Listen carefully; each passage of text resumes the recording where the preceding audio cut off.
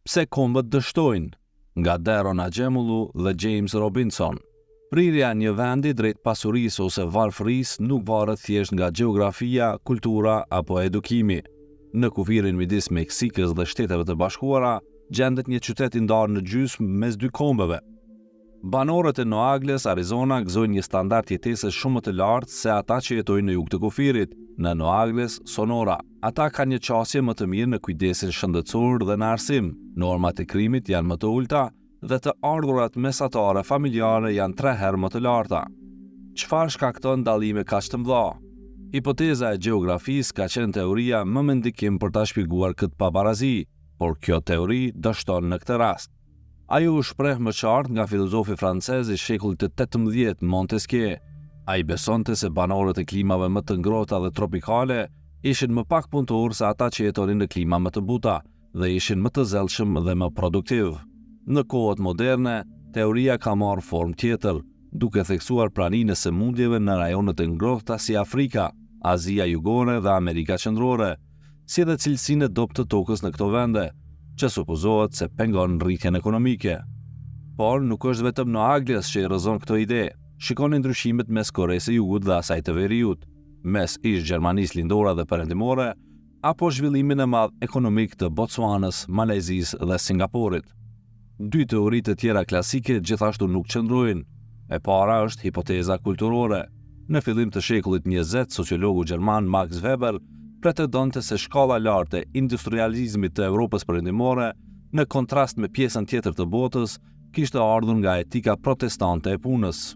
Por shikoni Korenë, një gadishull që ishte kulturalisht homogen deri në ndarjen mes Veriut komunist dhe Jugut kapitalist. Hipoteza kulturore thjesht nuk mund të shpjegojë dallimet e pabarazisë midis tyre. Është ekzistenca e kufirit që ka shkaktuar diferencat, jo ndonjë dallim i thellë kulturor. Hipoteza e ignorancës vepron në të njëjtën terren si ajo kulturore. Ajo sugjeron se varfëria është pasojë e mungesës së njohurive mbi politikat që mund të nxisin rritjen ekonomike. Por shembulli kundërshtues është i qartë. Ndihma e huaj dhe këshillat e ekspertëve të sjella në vendet afrikane kanë dështuar kryesisht të sjellin ndryshime të qëndrueshme. Megjithatë, ekziston një teori më bindëse që shpjegon pabarazitë ndërkombëtare. Le ta shohim tani. Dallimet në standardin e jetës mes vendeve shpjegohen më së miri nga ndryshimet institucionale. Harrojeni teoritë madhështore që përpiqen të shpjegojnë pabarazitë e mirëqenies mes vendeve. E vërteta është shumë e thjeshtë. Ajo që ka vërtet rëndësi janë institucionet ekonomike dhe politike. Mirëqenia e një vendi përcaktohet nga peizazhi i tij institucional ekonomik, pra nga sistemat dhe rregullat që drejtojnë sjelljen ekonomike brenda kufijve të tij. Ky peizazh përfshin ligje mbi pronën, fuqinë e shërbimeve publike dhe qasjen në financa. Institucionet ekonomike bien përgjithsisht në 2 kategori, përfshirëse dhe shfrytëzuese. Institucionet ekonomike përfshirëse nxisin zhvillimin ekonomik. Ato janë të ndërtuara për ta inkurajuar pjesëmarrjen e zgjerë në aktivitetet ekonomike dhe për ta ushqyer lirinë ekonomike.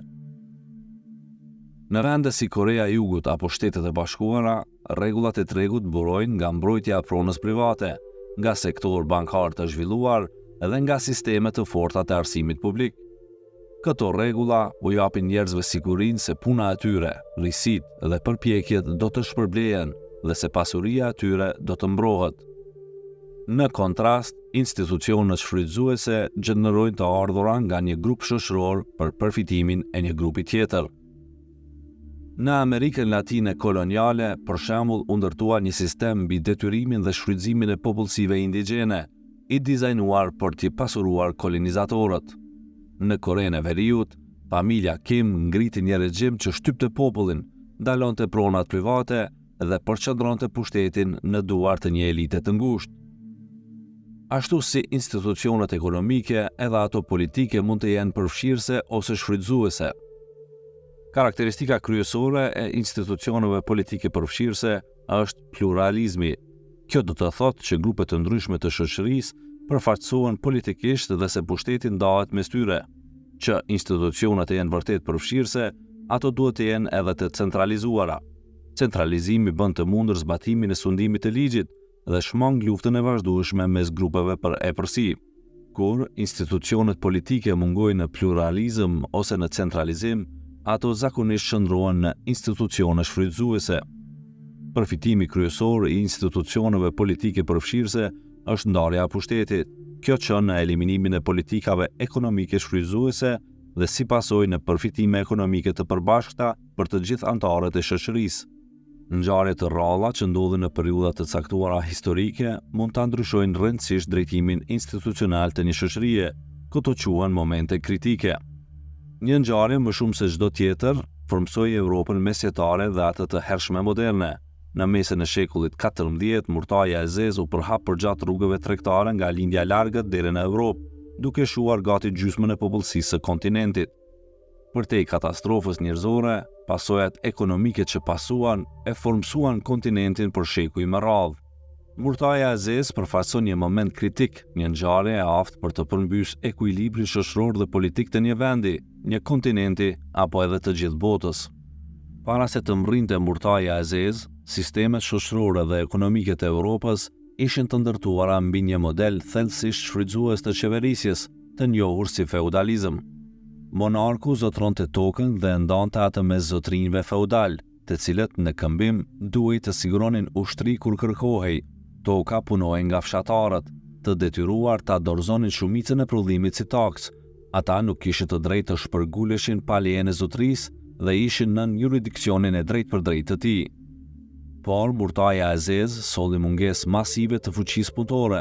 Në Evropën perëndimore, kjo u dha fshatarëve fuqinë të kërkonin taksa më të ulta dhe më shumë të drejta. Në Evropën lindore ndodhi e kundërta. Fshatarët ishin më pak të organizuar dhe pronarët e tokave e shfrytzuan këtë dobësi për ta forcuar kontrollin e tyre. Si pasojë, institucionet u bën gjithnjë më shfrytëzuese, me taksa gjithnjë më të rënda mbi popullsinë fshatare. Murtaja e Zezë pra ishte një moment kritik. Ajo solli shpërndarje graduale të feudalizmit dhe lindjen e institucioneve më pak shfrytëzuese në Evropën perëndimore. Në lindje ndodhi e kundërta. Ky fenomen, kur momentet kritike çojnë shoqëri të ngjashme në drejtime të ndryshme institucionale, quhet drift institucional. Ai shpjegon pse rajone dikur të ngjashme ndahen dhe ndjekin rrugë krejtësisht të ndryshme zhvillimi. Diçka e ngjashme ndodhi disa shekuj më vonë, kur momenti kritik ishte zgjerimi i tregtisë globale dhe kolonizimi i Amerikave. Këto zhvillime e përshpejtuan driftin institucional, sepse jo të gjitha vendet europiane përfituan njësoj prej tyre. Mund të duan shekuj, por mjaftojnë vetëm pak momente kritike, dhe drifti i shkaktuar krijon dallime të mëdha mes peizazheve institucionale të vendeve që dikur ishin pothuajse identike. Pasuria e industrializuesve të hershëm si Anglia buron nga institucionet politike përfshirëse të zhvilluara shekuj më parë. Në epokën moderne, një vend në veçanti ishte më i shpejti që hyri në industrializim. Anglia e nisi procesin që në shekullin e 17 dhe deri në shekullin e 19 ajo ishte një superfuqi globale. Kjo ngre pyetjen, pse pikërisht Anglia? Përgjigja lidhet me institucionet politike ekzistuese të vendit, të cilat krijuan kushte për institucione ekonomike përfshirëse. Themeli fillestar për suksesin ishte hedhur shumë më herët. Nënshkrimi i Magna Cartas në vitin 1215 kishte ngritur një parlament embrional anglez.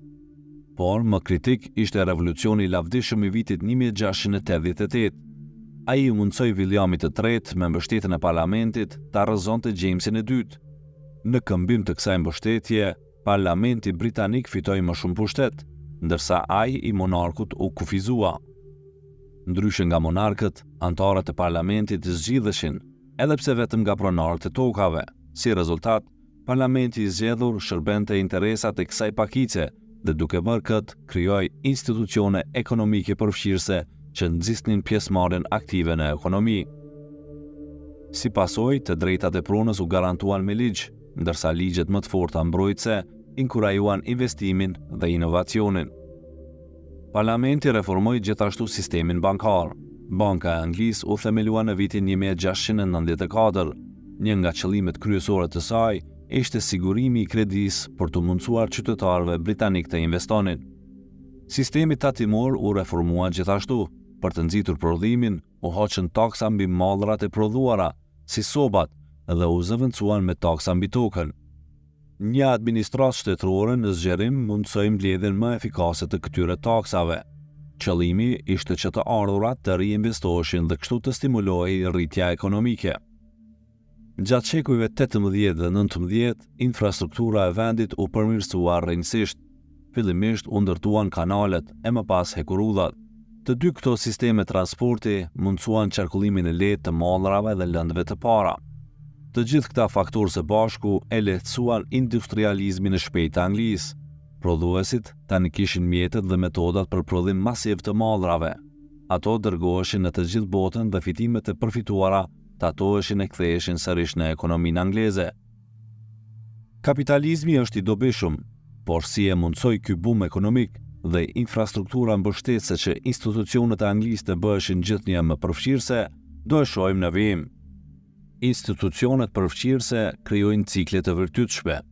Le ta vazhdojmë me Anglinë si studim rasti.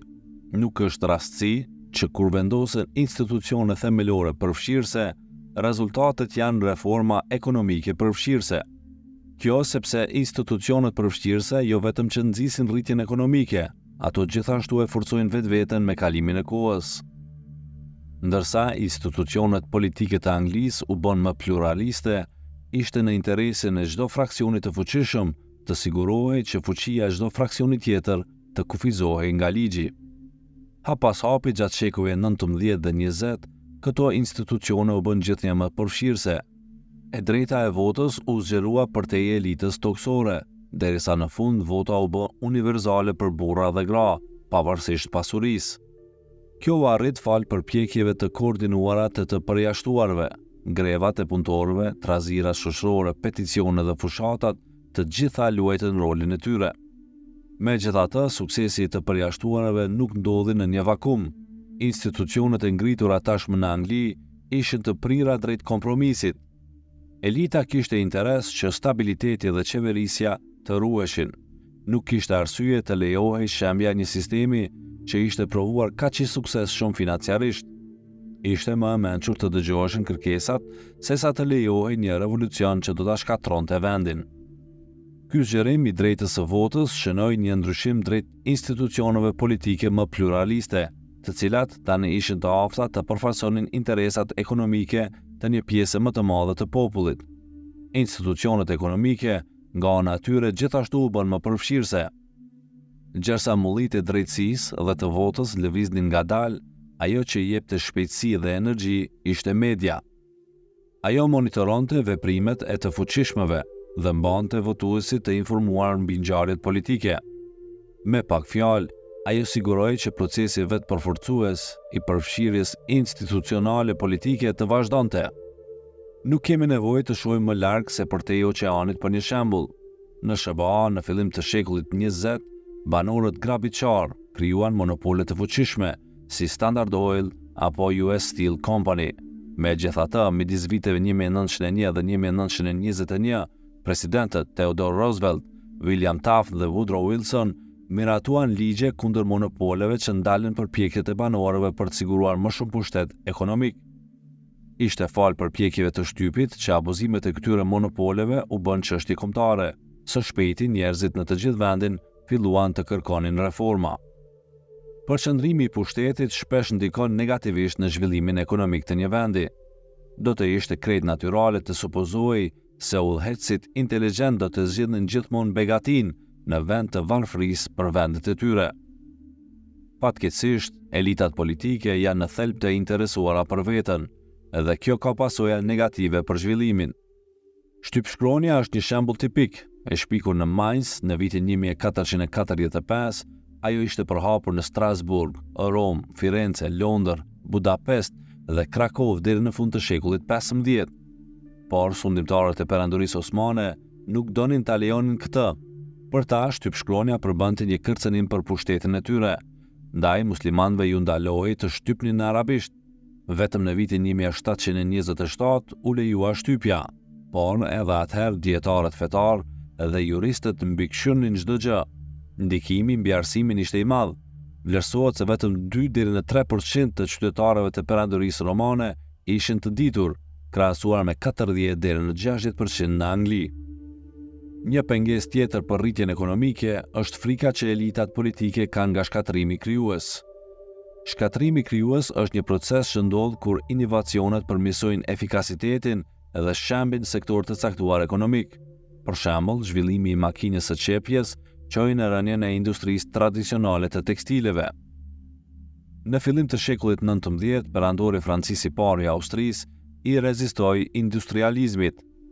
Deri në vitin 1811, të gjitha makineritë e reja ishin të ndaluara dhe madje edhe hekurudhat kundërshtoheshin. Frika e tij e madhe ishte se teknologjitë e reja do ta mundsonin revolucionin. Përveç kësaj, ekzistonin gjasa që industritë e kontrolluara nga elitat që mbështesnin perandorin të dëmtoheshin, duke sjellë rënien e tyre politike. Për shkak të kësaj frike nga revolucioni industrial dhe shkatrimi krijues që shoqëronte, zhvillimi i Austrisë ngeci. Në vitin 1883, kur 90% e prodhimit botror të hekurit varri nga qymyri, Austria ende përdorte qymyr druri, që ishte shumë pak efikas. Ishte sikur revolucioni industrial të mos kishte ndodhur kurrë. Në fakt, kur perandoria austro-hungareze u shpërbë pas luftës së parë botërore, industritë e saj të tekstileve dhe të transportit ende nuk ishin plotësisht të mekanizuara. Institucionet përthithëse lënë një trashëgimi të qëndrueshme. Kemi parë se si institucionet gjithëpërfshirëse zhvillohen me kohë. Institucionet përfshirëse anë mbarë botës janë të ngjashme. Forcat historike jo vetëm që i formojnë, por edhe i forcojnë dhe i ruajnë me kalimin e kohës. Kjo shihet më qartë te institucioni i skllavërisë dhe ndikimi i saj qëndrueshëm historik. Skllavëria kishte ekzistuar në Afrikë përpara ardhjes së kolonizatorëve evropianë në shekullin e 17. Ata ishin në kërkim të punës së detyruar për të punuar në plantacionet e kallamit të sheqerit në botën e re. Sapo tregtarët e skleverëve filluan të arrinin në Afrikë, sundimtarët vendas kuptuan se mund të pasuroheshin duke shitur sklever. Si pasojë, skllavëria u shtua masivisht. Të burgosurit e luftës dhe kriminalët u skllavëruan në masë. Në disa kontinente, sklavëria u bë forma vetme e ndëshkimit. Në këmbim të këtyre skleverëve, si dhe për mallra të vlefshme si pambuku, tregtarët importuan armë në Afrikë nga Evropa. Natyrisht, kjo vetëm sa i nxiti edhe më shumë prirjet e dhunshme ndërmjet fisëve afrikane.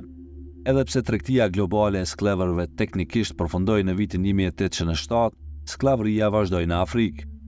Vetëm se tani sklevrit u kthyen në mallra të detyruar të punonin brenda kontinentit afrikan, duke prodhuar si për tregjet e brendshme, ashtu dhe për ato të eksportit. Dhe nuk mbaroi me kaq, edhe pse lëvizjet për pavarësi në Afrikë patën sukses të madh në gjysmën e dytë të shekullit 20, institucionet përthithëse të ngritura nga kolonizatorët mbetën. Merrni rastin e Sierra Leones. Ajo ishte një koloni britanike nga fillimi i shekullit 19 deri në vitin 1961. Britanikët emëruan udhëheqësit suprem për të qeverisur në emër të monarkisë britanike. Sot, udhëheqësit suprem zgjidhen përjetësisht nga autoriteti fisnor, një trup i vogël politik i pazgjedhur, vetëm anëtarët e pak familjeve aristokrate, ashtu siç kishin përcaktuar britanikët fillimisht, janë të pranueshëm për të bërë udhëheqës suprem. Me fjalë të tjera, sistemi politik mbetet po aq përthithës sa dikur. E njëjta gjë vlen për sistemin ekonomik.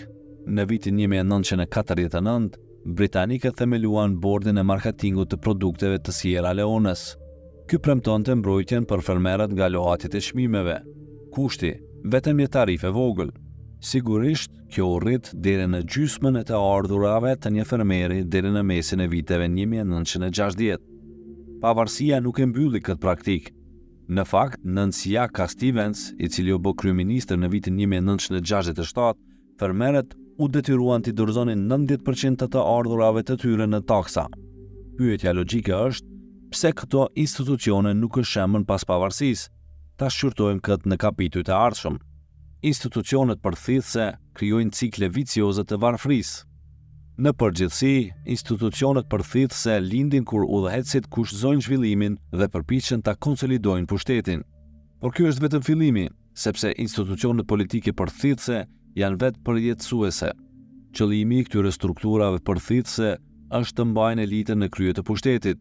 Nuk është çudi që ata luftojnë t'i ruajnë dhe t'i forcojnë pa ndërprerje. Mjafton të shohim shtetet sklavër pronare të SBA-s në shekullin e 19. Atje një elitë e bardhë pronare e tokës përfitonte nga puna e sklavërve afroamerikan që nuk kishin asnjë të drejtë politike apo ekonomike.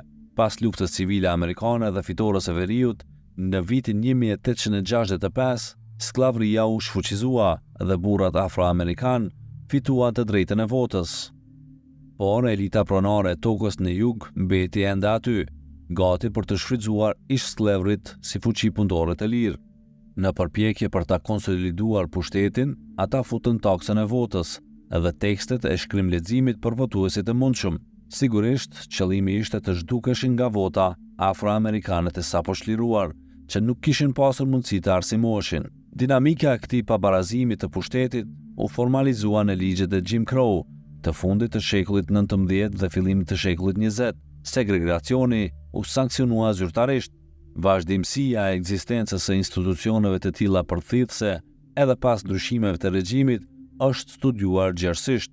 Sociologu gjerman i fillimit të shekullit 20, Robert Michels, e quajti këtë prirje ligji i hekur të oligarkisë. Kjo i referohet prirjes së institucioneve oligarke për të mbijetuar, pa marrë parasysh nëse e njëjta elitë mban pushtetin apo jo.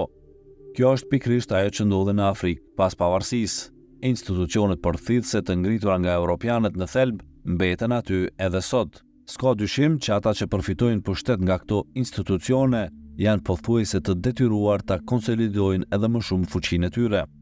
Merrni rastin e Siaka Stevens, presidenti i parë i Sierra Leones. Ai nisi të diskrimitonte hapur kundër mendve, një grup etnik që mbështeste kundërshtarët e tij politik. Ai e dobësoi zhvillimin ekonomik në rajon ku jetonin mendet, duke shkatruar hekurudhën e përdorur për eksport, vetëm për të shtypur kundërshtarët e tij. Si pasojë, ai morri më shumë pushtet, por institucionet e kombit nuk mund të thuaj se përfaqësonin më popullin e tij. Rritja në institucionet përthithëse nuk është e pamundur, por është vështirë të jetë e qëndrueshme. Në çfarëdo mënyre ta analizosh, Bashkimi Sovjetik nuk mund të quhet as pak një vend që ka nxitur institucione gjithëpërfshirëse politike dhe ekonomike. Megjithatë, nga themelimi e deri në vitet 1970, suksesi i tij në disa fusha ishte i padiskutueshëm. Shoqëria e tij ishte inovative dhe dërgoi kozmonautin e parë në hapësirë. Ekonomia gjithashtu lulëzoi.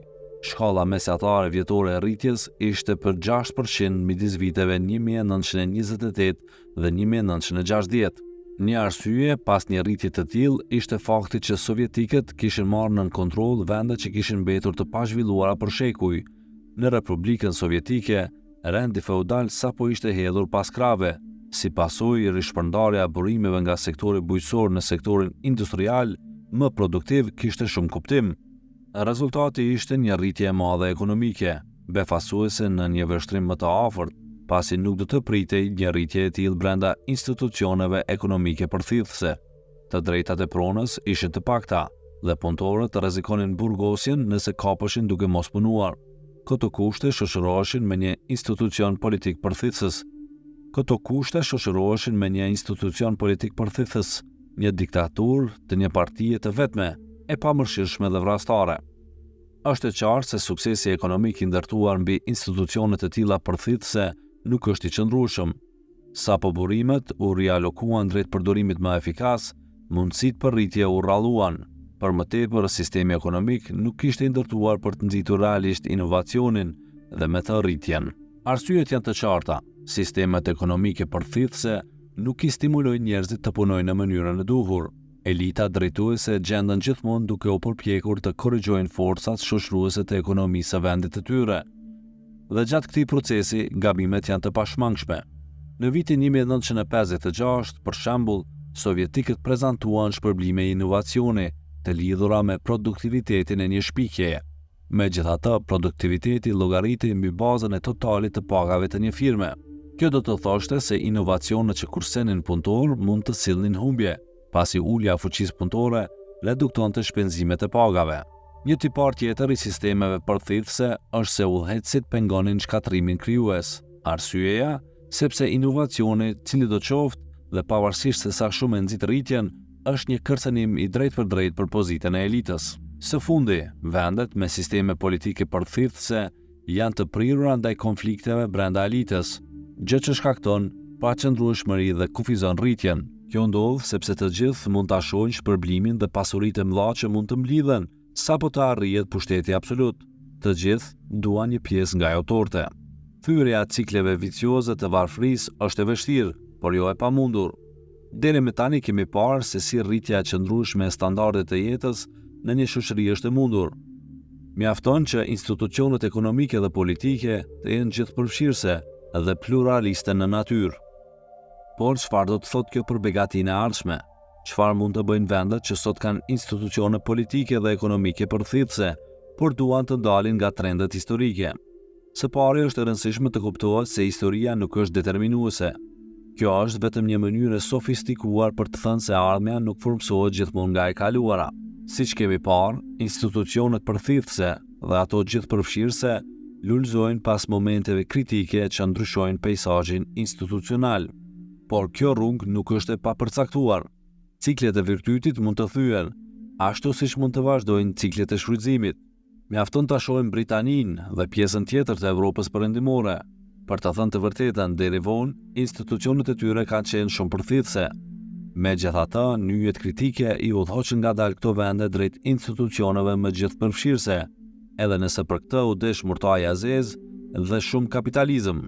Në kohët e fundit, institucionet ekskluzive të jugut të SBA-s kanë filluar ngadalë të bëhen gjithëpërfshirëse, pas çekujve të drejtave të pabarabarta mes të bardhëve dhe afroamerikanëve, ende ka shumë punë për të bërë, por lëvizja për të drejtat civile në vitet 1950 dhe 1960 sinjalizoi se një ndryshim do të vinte.